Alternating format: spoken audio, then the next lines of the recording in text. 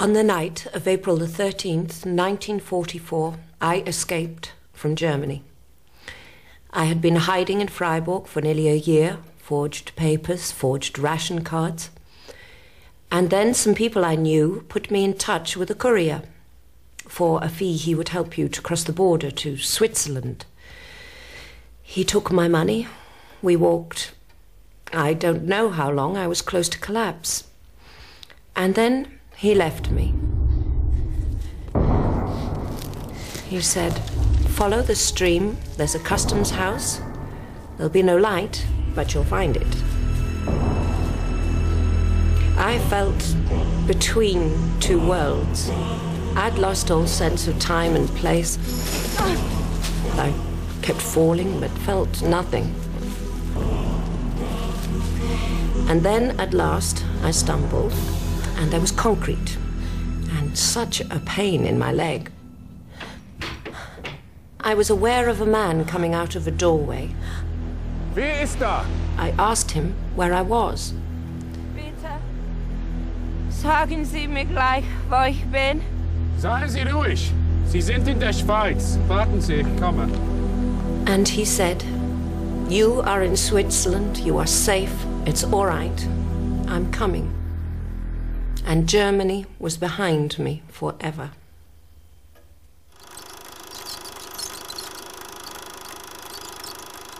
This is the story of the Nazi persecution of the Jewish people, as told through the autobiography of one woman, Elsbeth Rosenfeld. Elsbeth was Christian, but her father and her husband were Jewish. And had she been caught escaping, she would have faced arrest, imprisonment, almost certain death. The fate shared by the many million victims of Nazi racism. Yes, please, as soon as you can. She's from Germany, I think. The customs man telephoned for a doctor, and he gave me some brandy, and then we waited. He's very busy, but he'll be here as soon as he can. And I don't know why, he didn't seem to want me to fall asleep, so he kept asking questions. And I found myself telling him everything. The whole story. Is it too painful to talk about? No. No, strangely, quite the opposite. Because, you see, to tell my story meant I was alive to tell it. It meant I knew how the ending went. And the ending was me, there, talking to this foreigner. For so many years I'd been terrified the ending might be quite different.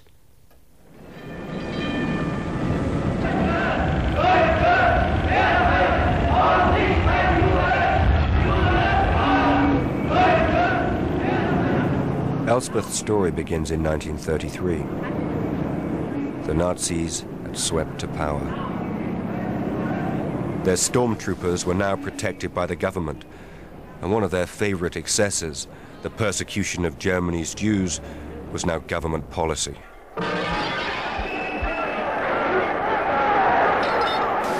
There were arrests, beatings. Stormtroopers urged people not to shop in Jewish stores.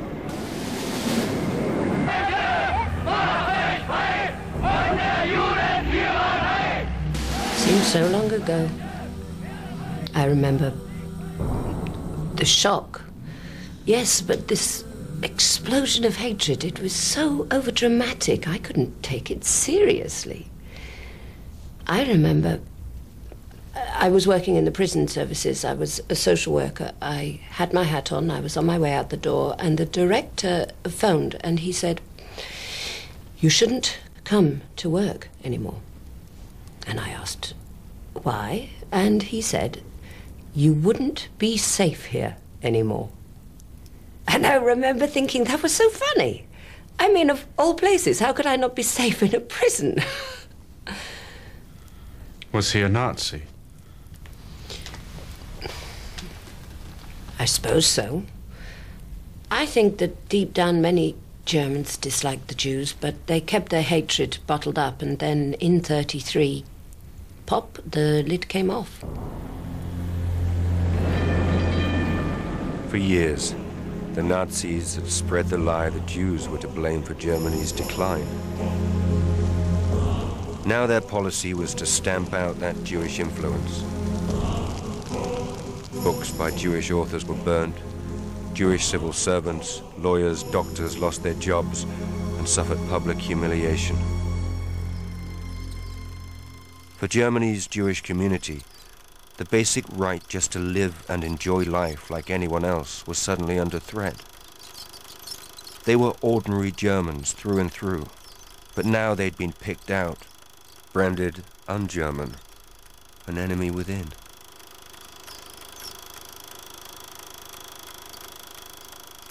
Why? Deep down, it was jealousy. The Jewish community was successful. Many German doctors, lawyers, bankers were Jewish. The Nazis twisted this success.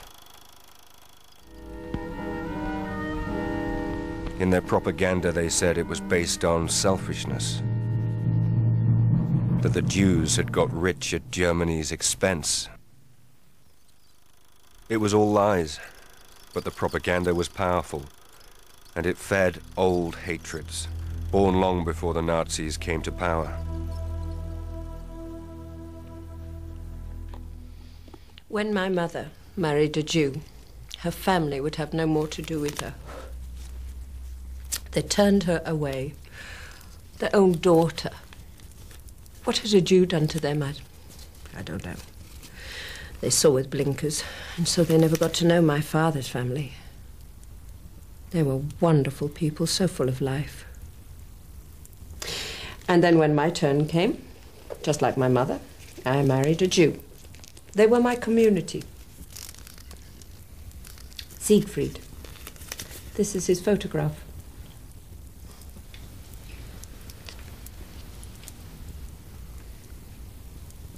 Is he... Dead? No, he is in England. I think. I have heard nothing for so long. Elspeth married Siegfried in 1930. 5 years later, such a union would have been impossible. Marriages between Jews and German citizens, or those of similar blood, are forbidden. The marriage law, one of the Nuremberg decrees of 1935, was aimed at protecting the purity of German blood. The Nazis divided people into racial types. They said Germans were descended from the Aryan race. This propaganda film shows Aryans of old, the Teutonic Knights, supposedly the root of all German culture and nobility. Pure Aryan Germans could be recognized from their blonde hair and blue eyes. It was all a fantasy, but the fantasy was dressed up as science. Germans were being taught to think of other races as somehow less than perfect. And the German people bought the lie. Signs cropped up. Jews not wanted here. With the Nuremberg decrees, this discrimination was set down in stone. German Jews lost their citizenship. They lost the right even to call themselves German. And yet, you know, the funny thing? How losing your citizenship hurts less than those silly, petty details. Not being able to sit down in a tram. Public benches painted bright yellow, set aside for Jews only. I would not have sat there for my soul. In any case, you're not Jewish. No, but I'm not Aryan either. Oh. Half and half. It was so confusing. They call it a science. They like to think it's so clear-cut, but... I had a friend. He was Jewish, but tall, and blonde. I went with him past a restaurant. There was a big sign, "Jews keep out." And he said, "Watch this." And he strolled in, and he flirted with the waitress. And when she brought his food, he said, "Oh, sorry, I didn't see the sign." And he just left, leaving her shaking in anger. After Kristallnacht, they took him away. The Nazis never liked to be mocked. Kristallnacht, the night of broken glass, was on November 9th, 1938.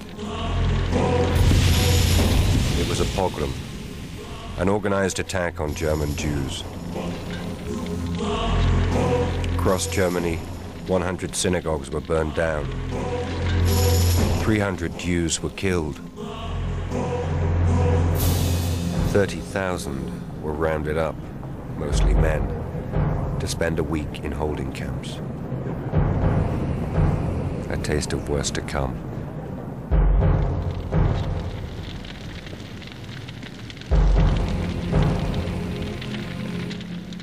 Our house was burned down.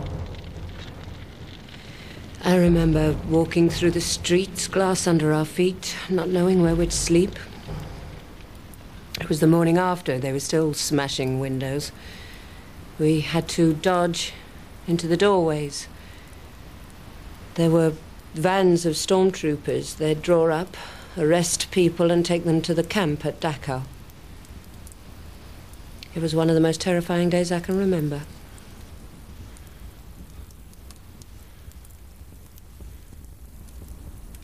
Where did you sleep? There was a grocer that we knew at first. She said, "There is no room, but come in, wait for my husband." And then her husband didn't return, and neither did her son, and so there was room. I think that one of the most terrifying things about Kristallnacht was knowing suddenly there was no more hope. For so long we said, it'll be all right. But now it was like a war had been declared.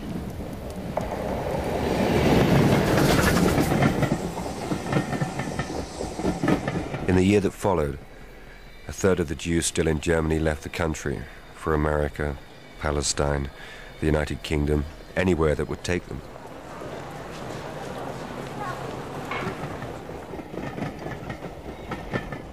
The Nazis made it as difficult to leave as it was to stay. They could take nothing with them, and what they left behind was taken by the government. Other countries put limits on refugees. Queues at foreign embassies stretched around the bloc.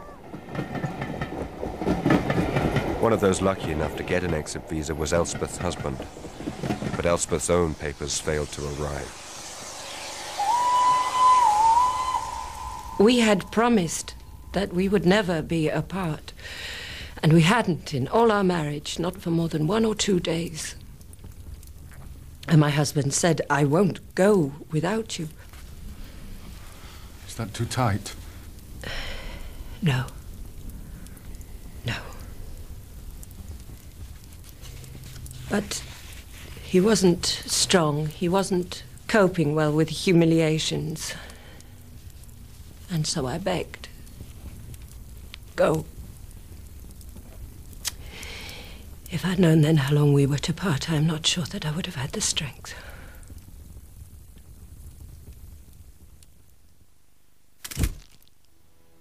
In the 2 years that followed Siegfried's departure in 1939, Hitler took Germany to war against the Allies in Europe and Russia in the East.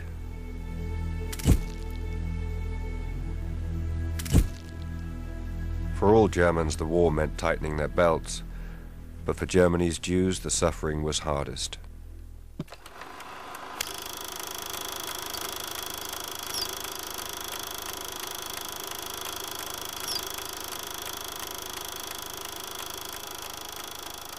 This footage is logged as film number 28 in the Stuttgart archives.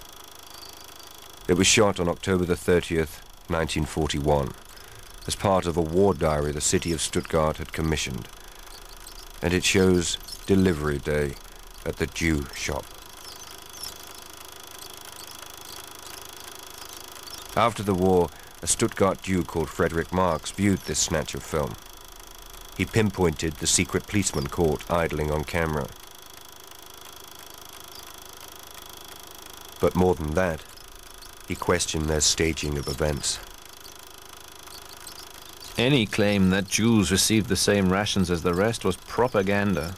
We still had some meat till 42, then that was stopped completely. There were no eggs. If the film shows crates being unloaded, they must have been ordered for the camera. And there wasn't any oil, though the film shows plenty. Lying is such hard work. Since 1939, new laws had increasingly hemmed in the Jews. Shops like these were now the only places where the Jewish community could buy food. For some, this meant a 6-mile walk every day from the outer suburbs. They weren't allowed on the trams. They weren't allowed radios, pets, typewriters. They had special identity cards stamped J for Jew. And most humiliating, a law decreed 2 months before this film was shot, all Jews in public had to wear a yellow Star of David on their clothes. I would walk through the streets of Munich with a star on my coat, like a leper, ringing his bell.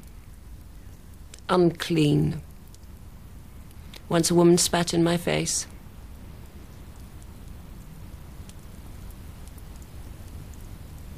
You have to look straight through people like that without seeing them. Or how could you bear it? During these months, Elspeth Rosenfeld was in a ghetto in Munich. Ghettos were special areas where Jews were kept apart from Aryan Germans. Elspeth's was crowded, but comfortable enough. A converted convent, 6 women to a room.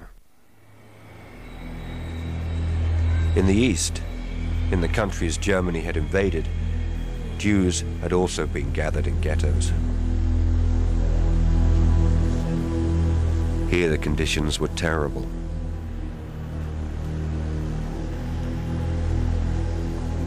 "600,000 ghetto Jews died of disease and starvation.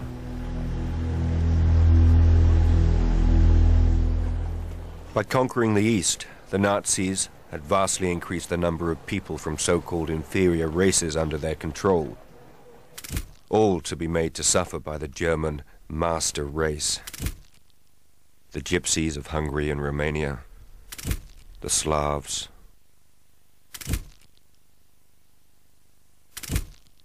and the Jews of Eastern Europe. 3 million in Poland, 4.5 million in Russia.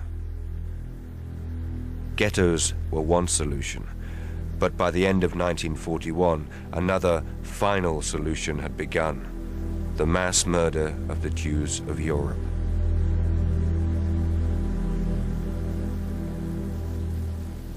Thousands of German Jews from Stettin were taken to Lublin in Poland. We used to send food parcels, and in return we got letters. And then the letters stopped and the rumors started. And then, in the spring of 42, it was our turn.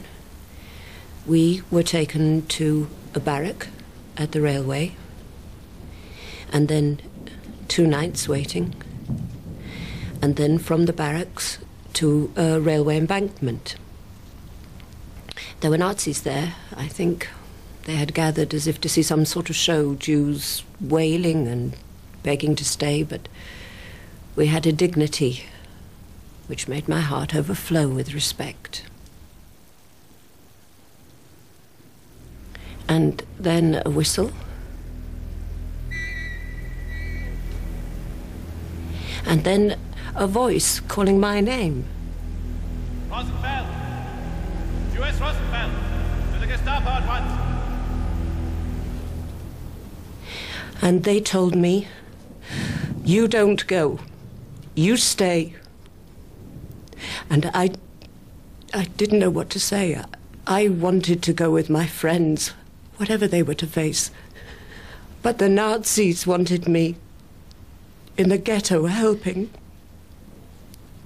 It was unbearable. So I went back to my friends and they said, what did they want? And I think when they saw the tears streaming down my face, something broke in them too. All the sorrow they'd held back, and the anger. They hugged me and murmured blessings. Some swore. But then, again, a whistle.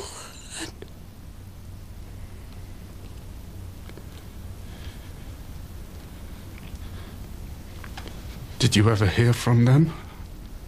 A letter?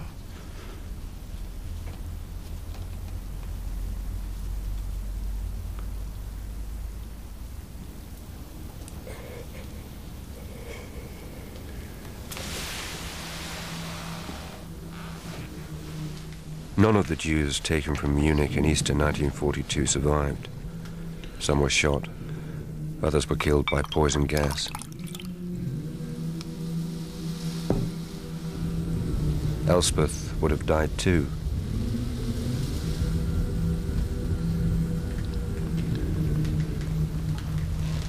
Instead, she went back to the ghetto, stuck it for 2 weeks, and then escaped.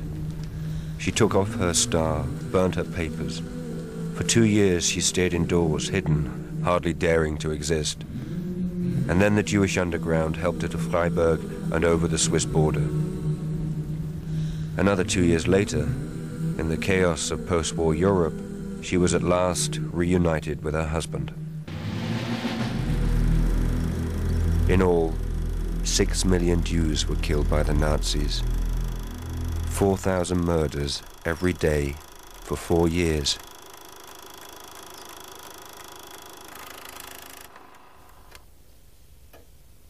Fear is the worst thing we have. And you fight fear, not with hate, but with love.